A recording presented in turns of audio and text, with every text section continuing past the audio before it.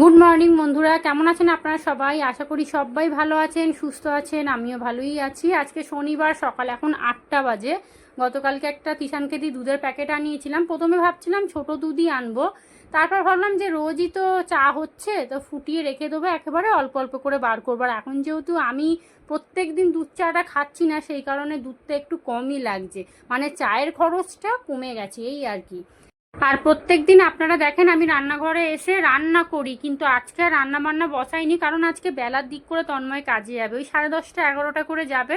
তো একটু পরে রান্না করব, 8:30 9:45 করে রান্নাটা বসিয়ে দেবো। আমার তো বেশিক্ষণ রান্না করতে সময়ও লাগে না। আর আজকে ওর শরীরটা একটু খারাপ, আজকে না গত দুদিন ধরেই ওর শরীরটা একটু খারাপ, মানে ওই গাছ পা ম্যাজ ম্যাজ করছে, মাথা ভার হয়ে আছে, তার উপরে এত রোদ উঠছে না, ঘাম দিচ্ছে, ওই ঘামের গেঞ্জি পরে সারাদিন বসে আছে, এই রকম আর কি। গতকাল স্কুল থেকে আসার সময় একটা টোস্টের প্যাকেট নিয়ে এসেছিলাম, এটা হচ্ছে গার্লিক টোস্ট, দারুণ খেতে, রসুনের গন্ধটা এত সুন্দর ছাড়ে না চায়ে ভেজালে, মারাত্মক মারাত্মক। কিন্তু ও বাবা, এই প্যাকেটটা কাটছি না, দেখুন না, দুদিনও যাবে না, শেষ হয়ে যাবে। আর এই প্যাটিসের না, টোস্টের এই মানে সাইজগুলো একটু অন্যরকম, তো অন্য টোস্টগুলো দেখবেন চওড়া চওড়া বড় বড়, কিন্তু এগুলো না একদম ছোট ছোট, একদম ছোট আবার বলবো না, ওই মাঝারি আর কি। ওদিকে আমার চা হয়ে গেছে, চায়ের রঙটা দেখছেন, একটু দুধটা ঘন দিলে না চায়ের রঙটা খুব সুন্দর হয়, আর একটু চা পাতা দিয়ে ফোটালে ব্যাস, তাহলে তো আর দেখতেই হবে না। আর আমার এদিকে কাপগুলো ইউজ হয় না বলে কি নোংরা হয়েছে আজকে, রান্নাঘরটাকে পুরো মানে একদম কি বলবো, মানে তছনছ করে দেবো একদম, মানে এই দিকের ওয়ার্ড্রপ ওই দিকে করবো, ওই দিকের ওয়ার্ড্রপ এদিকে করবো, এইসব মাথার মধ্যে সকাল থেকে চলছে। তন্ময় বেরিয়ে যাবে, তারপরেই আমি শুরু করবো। আর এদিকে আমার চাও রেডি। চায়ের রংটা যে কত সুন্দর হয়েছে আপনাদের সামনে থেকে আমি দেখাই, মানে এত সুন্দর হয়েছে। আর এই পুজোর আগে জানেন তো একটু চা পাতা এনে রাখতে হবে, ওই দোকানের চা পাতা এত ভালো খেতে না, এত সুন্দর সেন্ট ছাড়ে কি বলবো। আর 400 500 টাকার চাটা তো বাবা তুলনাই হয় না একদম। তবে অত দামি চা খেলে আমাদের মতো ঘরে হবে না, ওই মানে কি বলবো, ওগুলো হাইফাই ঘরেই একদম ঠিক আছে। আমাদের ওই 250 300, তবে মাঝের মধ্যে আমি 400 টাকা চাটা আনি, কিন্তু আনলে খুব কম নিয়ে আসি। আমার মা শুনলে না রাগ করে, জানেন তো, মানে সারা মাস যেহেতু আমরা খুব চা খাই দুবেলা, তো চা পাতাটা অনেক লাগে, আমাদের চায়ের খরচটাও অনেকটা লাগে। চা পর্ব শেষ হয়ে গেছে, এবারে রান্না পর্ব শুরু হয়ে গেছে। এখন বাজে প্রায় 8:45, দুজনে চা খেলাম, বসে গল্প করলাম, তন্ময় এখন ফোন নিয়ে বসে পড়েছে। রান্না হয়ে গেলে ও চলে যাবে, ওকে না ওষুধ খেতে বলছি, তাও খাচ্ছে না জানেন তো, ও একদম ওষুধ খেতে চায় না, শরীরে ব্যামো নিয়ে ভুগবে তবু ওষুধ খাবে না, বলে গলায় নাকি আটকায়, ওষুধ নাকি বেশি খাওয়া ভালো না, কোথা থেকে এসব শিখেছে কি জানি বাবা। যাই হোক, চলুন কি রান্না বান্না হবে আপনাদেরকে বলে দিই। এখানে ভাত বসিয়ে দিলাম, আর গতকালকে যে চিংড়ি মাছ নিয়ে এসেছিলাম ওটাকে ভালো করে নুন হলুদ মাখিয়ে রেখেছি। আর প্রেশার কুকারে অল্প করে একটু কাঁচা মুগ ডাল করেছি, ওই গোটা জিরে তেজপাতা শুকনো লঙ্কা ফোড়ন দিয়ে ডালটা একটু নাড়াচাড়া করে নুন হলুদ দিয়ে জল দিয়ে দিয়েছিলাম, কয়েকটা সিটি মেরেছি, ব্যাস মোটামুটি ডাল হয়ে গেছে, এখন রেখে দিলাম। তবে ডালের আরেকটু কাজ বাকি আছে, ওটা লাস্টে করব।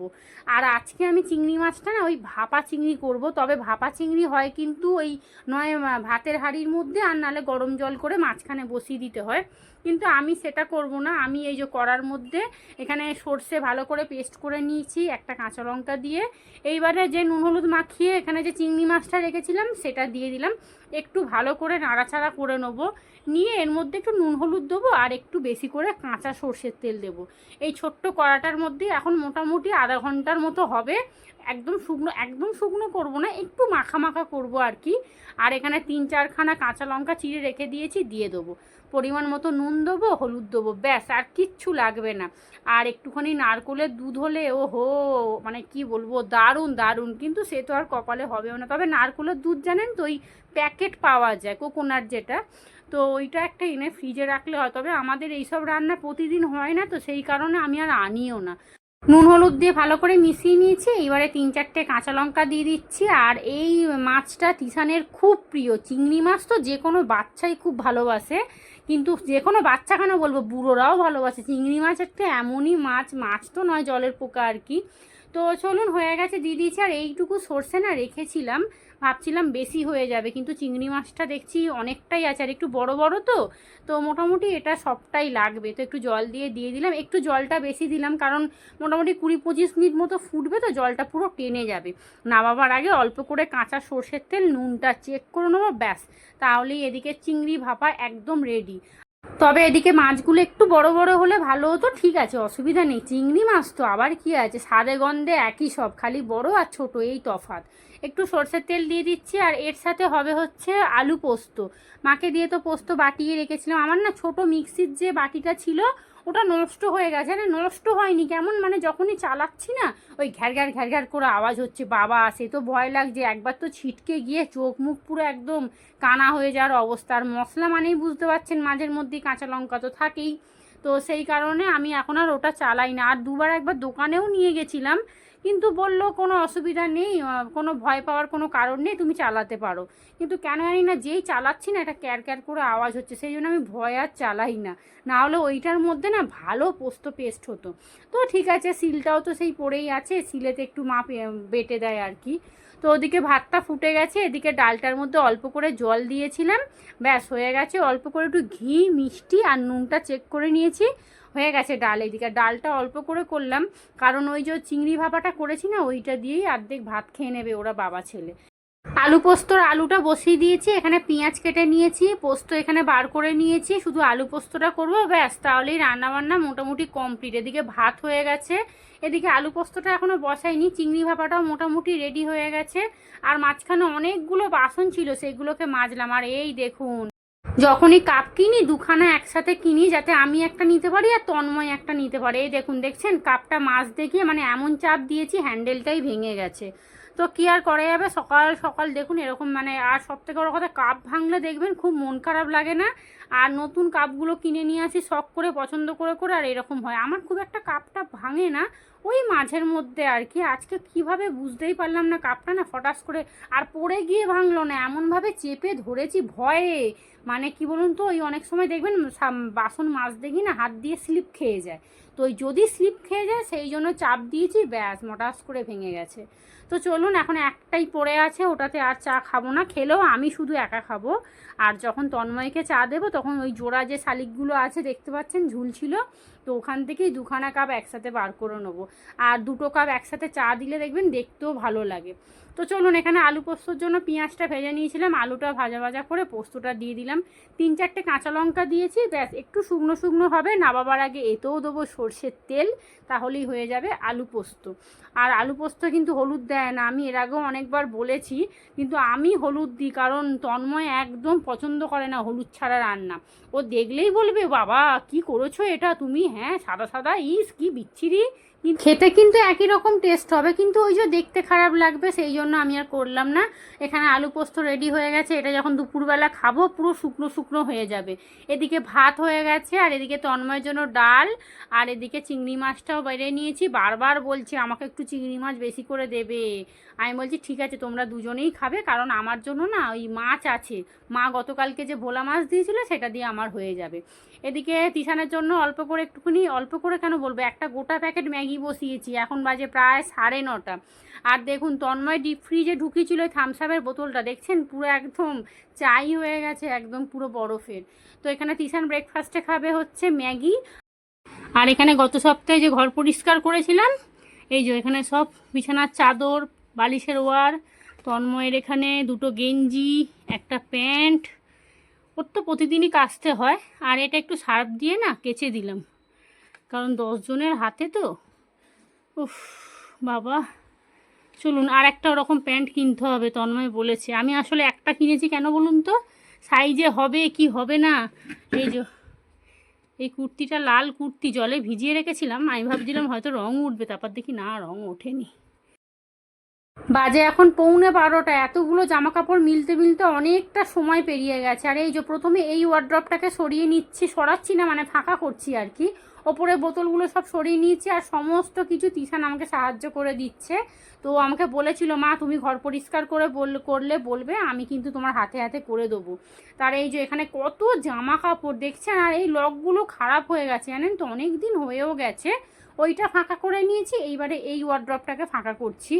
এত জিনিসপত্র বন্ধুরা কি বলবো, আমার তো কান্না পেয়ে যাচ্ছে যে আমি কখন গোছাবো আবার এগুলোকে। আর এই ওয়ার্ড্রপগুলো সরাতে গেলে জানেন তো শরীরে প্রচুর শক্তি লাগবে, আর ওইটা তো প্রচণ্ড ভারী, যেটা মানে জামা কাপড় দেখলে রান্নাঘরে টুকটাক করে অনেক জিনিস, অনেক জানেন মানে মানে কি বলবো, বার করেই যাচ্ছি, শেষ আর হয় না। সমস্ত জিনিস গুছিয়ে ভালো করে খাটের তলায় রাখবো, তারপরে ওয়ার্ড্রপগুলোকে মানে সরাবো। কি করে যে সরাবো কি জানি, যেটাতে জামা কাপড় দেখলেন না ওটাই সব থেকে কঠিন। আর এই যে মোটামুটি একটা রাজকার্য করেছি, ওই ওয়ার্ড্রপটাকে এদিকে নিয়ে এসে এখন রেখেছি, এইবারে এইটাকে সরিয়ে দিলাম। আর তিশান অনেকটা সাহায্য করেছে জানেন তো, না হলে আমি পারতামই না। আর এত ঘাম দিচ্ছে কি বলবো, কদিন আগে এত বৃষ্টি হলো, তখন যদি এই কাজগুলো করতাম না খুব ভালো হতো, কারণ ঠান্ডা ঠান্ডা ওয়েদার ছিল, পাখা চলতো, ঠান্ডা লাগতো, ঘামটা আর দিত না। কিন্তু ওই যে অনেক কথায় আছে না, চোর পালালে বুদ্ধি বাড়ে, এই হচ্ছে কথা। আর দেখুন কি অবস্থা, ঝুল মানে আপনাদের কি বলবো, মানে নাই নাই করে মানে একটা বড় গামলা ভর্তি হয়ে যাবে ঝুলে। মানে যখনই যেটা সরাচ্ছি তখনই তার পিছনে এত এত ঝুল বেরোচ্ছে। আর ওই যে ঝুলগুলোকে ঝাড়ছি না, আমার নাকটা পুরো সরসর করছে, মানে এত হাঁচি হচ্ছিল। আর দেখুন এই ওয়ার্ড্রপটা তো ঢাকা দেওয়া যায় কাঁচগুলো, কিন্তু আমার যেহেতু ওখানে জায়গা ছিল না, সেই জন্য আমি কাঁচগুলোকে ভিতরে ঢুকিয়ে রেখে দিয়েছিলাম। আর দেখুন বেরোচ্ছেই না, একটু নারকেল তেল দিলাম তারপরেও বেরোচ্ছে না, কোনো রকম করে বের করেছি। আর এই যে আবার ঝুল ঝাড়ছি, তবে জানেন ঝুল ঝাড়ু মনে হচ্ছে আজকে আমার যাবে, কারণ নন্নর করছে পুরো মাথাটা। তবু যাই হোক, যতটা হবে হোক, এখন ভেঙে গেলে তখন আর কি করা যাবে। কিষানকে গতকালকে বললাম, ও একটা ঝুল ঝাড়ুওয়ালাকে দেখলো, অনেকক্ষণ দাঁড়িয়েছিলাম বাইরে জানেন, কিন্তু ও বাবা দেখতে আর পেলাম না, কোথায় চলে গেল। তো চলুন, এই পুজোর সময় একটা ঝুল ঝাড়ু না খুব দরকার। আর দেয়ালের ওই ডান দিকটা দেখছেন তো, ওটা হচ্ছে ওই তেল ছিটে পড়ে গেছে, ওখানটা তেল রাখতাম তো, তেলের বোতলগুলো দেয়ালে লেগে লেগে লেগে লেগে পুরো চিটে হয়ে গেছে একদম। আর দেখুন আমাদের তো নতুন মেজে হয়েছে, তারপরেও দেখুন এত ড্যাম পড়ে গেছে। আর এই দেখুন মোটামুটি ফাইনালি গুছিয়ে নিয়েছি।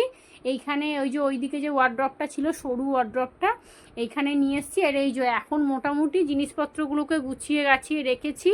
তবে জিনিসপত্র গোছাবার পরে, জিনিস সরাবার পরে এখন আমার মনে হচ্ছে আমি ভুল করে ফেললাম, কারণ রান্নাঘরটা কি বলবো, জায়গাটা অনেকটা বেড়েছে, কিন্তু আমি জিনিসপত্র একদম রাখতে পারবো না। আর ওই ওয়ার্ড্রপটা কি বলুন তো, খাবার দাবার রাখতাম, প্লাস অনেকটা জায়গাটা বড় ছিল। কি করব আমি না, এখন সরিয়ে ফেলেছি তো, এখন আর কিচ্ছু করার নেই। আর এই যে বিছানাটা পুরো ফাঁকা করে নিয়েছি, কারণ এখন বাজে প্রায় 1:30, এবারে ভাত খেয়ে স্নান করব। আর এখন কোনো রকম করে যেখানে যা পেরেছি ঢুকিয়ে রেখে দিয়েছি, কারণ আর পাচ্ছি না, মানে ঘাম দিচ্ছে প্রচণ্ড। আর তিশানকে দিয়ে একটা ফুল ঝাড়ু আনিয়েছি, এটা একটু নতুন দেখলাম, একটু দাম দেখেই নিয়ে আসলাম, দেখি কেমন হয়। আর এর আগে তো কম দামিগুলো নিয়ে এসে সব কাঠি ভেঙে যাচ্ছে। আর এই দেখুন একটা মূর্খর মতো কাজ করেছি। এই ওয়ার্ড্রপটা ভেবেছিলাম হয়তো একটু হলেও মানে খোলা যাবে আর কি, কিন্তু ও বাবা পুরো একদম টাইট ফিটভাবে ঢুকে গেছে। আর আমরা যে কিভাবে যে মানে ওটাকে আমরা রেখেছি ওই জায়গায়, এখন কি করব আমি জানি না, মনে হচ্ছে আবার আমাকে ওটাকে বার করতে হবে। তবে আজকে আর কিছু করব না, এখন বাজে প্রায় 3টে না 2:30 বাজে। তিশানকে খেতে দিয়ে দিয়েছি, কিন্তু আমি একটু পরে খাবো, আমি স্নান করতে যাব এখন। রান্নাঘরটা পরিষ্কার করলাম, চলুন ঘরদোর সব ঝাঁট দিয়ে মুছেছি। ওই ওয়ার্ড্রপটাকে ওখানে ঢুকিয়েছি তো, দেখুন না তন্ময় এসে যে কী করবে, কারণ ওই ওয়ার্ড্রপটা না দামি ওয়ার্ড্রপ জানে, আর ভালো কাঠের ওয়ার্ড্রপ। তো ওই দেখুন না বেকার বেকার ওখানে ঢুকিয়ে দিয়েছি, কি হবে বলুন তো। হ্যাঁ, ও তো এসেই চেঁচাবে, বলবে হ্যাঁ মাথার ওপরটাকে পুরো একবারে জঙ্গল করেছো।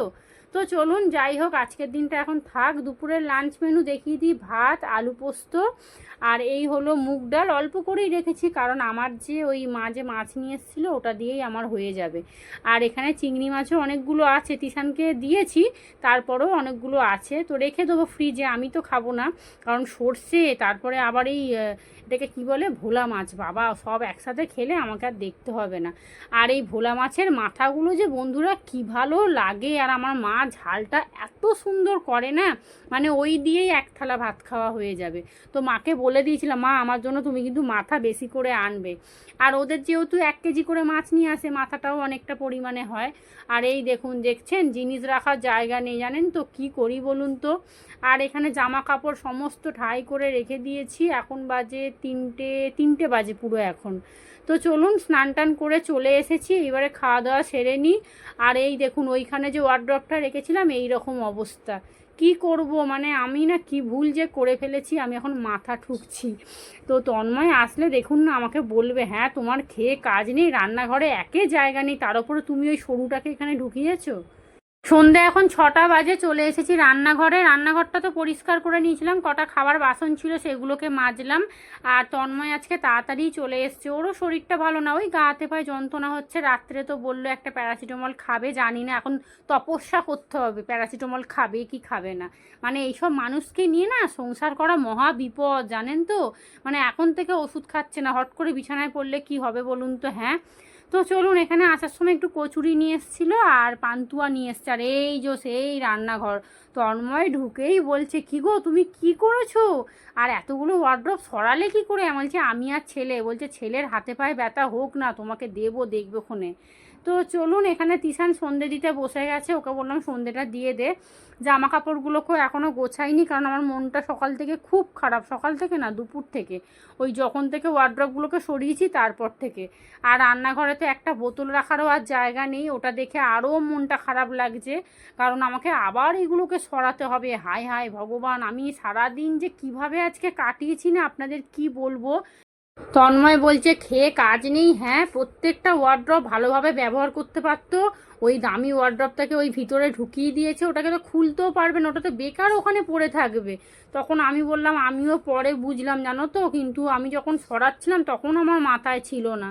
যাই হোক, যা হওয়ার হয়ে গেছে। এখন বাজে রাত্রি 9টা, রান্নাঘরে এসেছি, রাতের খাবার দাবার করব। আজকে একটু চাউমিন করব। এখানে আলু পেঁয়াজ ডিমটা বার করব, এখানে চাউমিনটাও সিদ্ধ করে নিয়েছি। কয়েকটা বাসন মেজেছিলাম, আবার কয়েকটা পড়ে গেছে, এগুলোকে আবার মাজতে হবে। আর দুধটা তো মনেই ছিল না, জানেন, ফ্রিজটা যেই খুলেছি আমি সস বার করবো বলে, তারপর দেখছি আরে বাবা, দুধ তো আমার এখানে জাল দেওয়া হয়নি। আর এর আগে জানেন প্রায় 1 প্যাকেট না 2 প্যাকেট দুধ এরকম না জাল দিয়ে ফ্রিজে রেখেছিলাম, কেটে গেছিলো। তো আগে বার করে দুধটা জাল দিয়েছি, পাখার হাওয়ায় ঠান্ডা করে ফ্রিজে তুলে দেবো। এখানে চাউমিনও রেডি হয়ে গেছে। আর তন্ময় খাবে হচ্ছে, ও ভাত খাবে নয় মুড়ি খাবে। সকালের একটু আলু পোস্ত, ডাল, চিংড়ি মাছ, ভাত সবই মোটামুটি আছে। তো ও বললো আমার জন্য কিছু করতে হবে না। এখানে শসা আর পেঁয়াজ বার করেছি, একটুখানি কুচিয়ে রাখবো। রান্না বান্না হয়ে গেছে, এখন বাজে প্রায় 9:30। আপনাদেরকে দেখিয়ে দিই গতকালকে কি কেনাকাটি করেছিলাম, ভুলেই গেছি জানেন। হঠাৎ করে তিশান বলছে, মা তুমি জামা কাপড়গুলো দেখাবে না। আমি বলছি হ্যাঁ তাই তো। তো চলুন, মূলত গেছিলাম তিশানের জন্য কেনাকাটি করতে। তিশানের জন্য এখানে গেঞ্জি কিনেছি, প্রত্যেক বছরই গেঞ্জি কিনি, মানে গেঞ্জিটাই বেশিরভাগ কেনা হয়, জামাটা খুবই কম কেনা হয়। তো এরকম একটা হাত কাটা গেঞ্জি কিনেছি, হাত কাটা বলতে ওই হাতাওয়ালা হাফ যে হাতাগুলো। তো এরকম, এটা কি কালার বলুন তো, অরেঞ্জ কালার মনে হবে, অরেঞ্জের মধ্যে একটুখানি ওই অভ্র দেওয়া ছিল, বেশ কালারটা বেশ ভালোই লাগলো, ওইটা একটা কিনেছি। আর এখানে একটা জিন্সের প্যান্ট কিনেছি, তবে এইবারে জিন্সের প্যান্টটা একটু অন্য ধরনের। এই যে নিচটা দেখুন গার্ডার দেওয়া আছে, এরকম প্যান্ট না তিশানের খুব একটা নেই বলতে গেলে, খুব একটা কেন বলবো। আর এই রকম প্যান্ট একটা কিনেছি, আর একটু অন্য ধরনের কিনলাম, কারণ প্রত্যেক বছরেই তো সেই একই জিন্সের প্যান্ট কিনি। মেয়েদের দেখবেন তবু একটু নানা রকমের জামা কাপড় হয়, কিন্তু ছেলেদের ওই একই প্যান্ট জামা, আর না হলে ওই শার্ট, আর না হলে গেঞ্জি, এরকমই। তো চলুন, এখানে একটা জিন্সের প্যান্ট আর একটা গেঞ্জি কিনেছি। আর একটা গেঞ্জি কিনেছি, সেটা আপনাদেরকে দেখাচ্ছি। ওই গেঞ্জিটা আবার তিশানের খুব প্রিয়, বাবা ওটাকে কি গেঞ্জি বলে যেন, বলছি আপনাদেরকে আগে দেখাই। আর দেখুন, দেখছেন টানা হ্যাজরা শুরু করে দিয়েছে, উল্টো পাল্টা ভাঁজ করে রেখে দিচ্ছে, যখন পড়বে না তখন পুরো জিনিসটা একদম মুড়ে যাবে। তো ওকে বলছি দে আমাকে, আমি ভাঁজ করে রেখে দিই। আর একটা গেঞ্জি কিনেছে, সেটা আপনাদেরকে দেখিয়ে দিচ্ছি। ওর মোটামুটি কেনাকাটি হয়ে গেছে, তবে এখনও বাকি আছে। ওর একটা অনলাইনে ঘড়ি অর্ডার দিয়েছে, ওটা তন্ময়ের ফোন থেকে অর্ডার দিয়েছে, ওইটা আসবে। আর একটা মনে হচ্ছে জিন্সের প্যান্ট কিনতে হবে, 2টো জামা 2টো জিন্সের প্যান্ট, ওটা বলেছে। আর এবছর না জুতো কিনতে হবে না, কারণ এবছর জন্মদিনে তিশানকে ওর বাবা একটা সুন্দর জুতো কিনে এনে দিয়েছিল, বুট, ওটা সাদা রঙের বুট। ও কোথায় একটা কাজে গেছিলো, ওখানে ওর খুব পছন্দ হয়েছিল, ছেলের জন্য এনেছিল। তো ওটাই একদম পুরো ধরা আছে, একবার হয়তো পরেছিল, তারপরে পুরোই একদম তোলা আছে, সেই জন্য এবছর আর জুতো কিনবই না। আর এই যে সেই গেঞ্জি, ওরে বাপরে 2-3 মাস আগে থেকে বলছে আমাকে গোকুর গেঞ্জি কিনে দেবে, আমাকে গোকুর গেঞ্জি কিনে দেবে। বাবা রে, মাথা খারাপ করে দিচ্ছিল জানেন। এই যে এই গেঞ্জিটা সারা রামতলা খুঁজে খুঁজে তারপরে পাওয়া গেছে, কোনো দোকানে পাওয়া যাচ্ছে না এরকম গেঞ্জি। তো ওর এটা খুব পছন্দ। এটা হচ্ছে পিছনটা জানেন তো, সামনেটা একটু প্লেন টাইপের, পিছনেই এইটা আঁকা ছিল। তো ওর দেখানো হয়ে গেছে। এইবারে মায়ের জন্য যে শাড়িটা কিনেছিলাম আমার শাশুড়ি মায়ের জন্য, সেটা দেখিয়ে দিচ্ছি। বেশ মিষ্টি কালার, আমার শাশুড়ি মা না একটু হালকার ওপরে পছন্দ করে, খুব একটা ডিপ রং পরে না, আর পরলেও আগে পরতো, এখন তো পরা ছেড়েই দিয়েছে। এই রকম হালকা কালারের শাশুড়ি মা পছন্দ করে। তো এই একটা শাড়ি কিনেছি মায়ের জন্য, ব্যাস এই হলো কেনাকাটা। ও আমার জন্য একটা কুর্তি কিনেছি। তো আপনাদের গতকালকে বলছিলাম না যে একটা কুর্তির রহস্য আছে, বলবো। কুর্তিটা জানেন এই শাড়ির দোকানে ফেলে রেখে চলে এসেছিলাম, বাড়িতে এসেছি তন্ময়কে সব কিছু খুলে খুলে দেখাচ্ছি। তারপর আমি বলছি বাবু আমার কুর্তিটা বাবাকে দেখাতো, কুর্তির প্যাকেট আর কিছুতেই খুঁজে পাই না। মা বলে কী রে কুর্তিটা কোথায় রে? আমি বলি তাই তো, 3জনে মিলে খুঁজে যাচ্ছি, কোথাও নেই, পুরো খাট একবারে একদম তন্ন তন্ন করে খুঁজে নিয়েছি। তারপর আমার হঠাৎ করে মন বলছে যে আমি হয়তো শাড়ির দোকানে কুর্তিটা ফেলে রেখে এসেছি। তখন বেজে গেছে প্রায় 9টা 5। তো মা বললো শিগগিরই তুই যা, আগে শিগগিরই যা, নালে পাবিই না। আর আমার তো সে কাঁদো কাঁদো মুখ হয়ে গেছে, চোখে জল এসে গেছে, বাবা কুর্তিটা শখ করে কিনলাম আর ফেলে রেখে দিয়ে এসেছি। যাই হোক ভাগ্য খুবই ভালো, শাড়ির দোকানের লোকটা বলছে কুর্তিটা নিচে পড়েছিল প্যাকেটটা জানেন, আমি নিচে যখন নেমেছি কাউন্টার থেকে তখন দেখছি একটা প্যাকেট পরে তুলে রেখে দিয়েছি। তো আমাকে রং টংগুলো জিজ্ঞেস করলো, অনেকে হয় না মিথ্যে কথা বলে নিয়ে চলে যায়। এই যে সেই কুর্তি, কেমন হয়েছে আপনারা কমেন্টে জানাবেন। তো চলুন, এখানে কি কি কেনাকাটি করেছি আপনাদের দেখানো হয়ে গেছে, কুর্তিটা ভাগ্যে ছিল তাই। তো চলুন কমেন্ট করে জানাবেন জামা কাপড়গুলো কেমন হয়েছে। তো ব্লগটা তাহলে এখানেই শেষ করি। আপনারা সবাই ভালো থাকবেন, সুস্থ থাকবেন, সাবধানে থাকবেন। ব্লগটা যদি ভালো লাগে চ্যানেলটা প্লিজ সাবস্ক্রাইব করবেন আর একটা লাইক করতে ভুলবেন না। তো চলুন আজকের মতো সবাইকে টাটা।